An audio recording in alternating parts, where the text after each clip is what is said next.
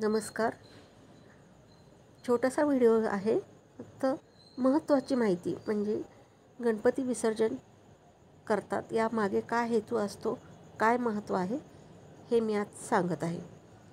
गणपती विसर्जन हा गणेश चतुर्थीच्या उत्सवाचा शेवटचा आणि अत्यंत महत्त्वाचा टप्पा असतो. गणेश चतुर्थी हा सण भगवान गणेशाच्या जन्मोत्सवाच्या रूपात साजरा केला जातो. या उत्सवाचा प्रारंभ गणेश चतुर्थीला गणपतीच्या प्रतिष्ठापनेने होतो आणि अनंत चतुर्दशीला त्याच्या विसर्जनाने समाप्त होतो. गणपती विसर्जनाचा अर्थ असा आहे की आपण घरात किंवा सार्वजनिक ठिकाणी आणलेली गणेशाची मूर्ती जलाशयात विसर्जित करायची. यामागे एक श्रद्धा आहे की गणपती हा एक अतिथी आहे जो आपल्या आयुष्यात सुख, समृद्धी आणि शांती घेऊन येतो. उत्सवाच्या शेवटच्या दिवशी गणपतीचे विसर्जन करणे हे त्याच्या नैसर्गिक स्थानावर परत पाठवण्याचे प्रतीक आहे.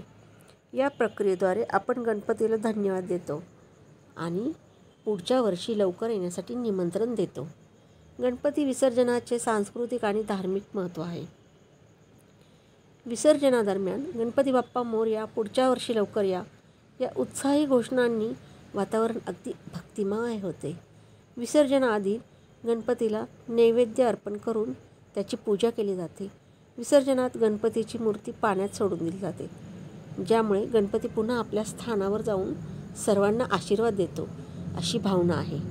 आधुनिक काळात पर्यावरण संवर्धनाच्या दृष्टिकोनातून शाडूच्या मूर्तींचे महत्त्व वाढले आहे, कारण प्लास्टर ऑफ पॅरिसच्या मूर्ती पर्यावरणासाठी घातक ठरतात.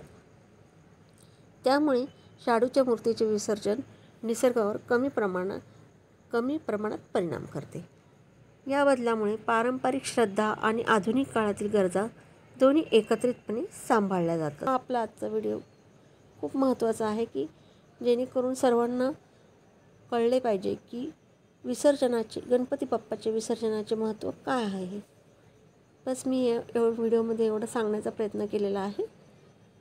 मी आपला व्हिडिओ आत्ताच इथे समाप्त करत आहे. पुन्हा भेटूया पुढील व्हिडिओमध्ये लवकरच. धन्यवाद.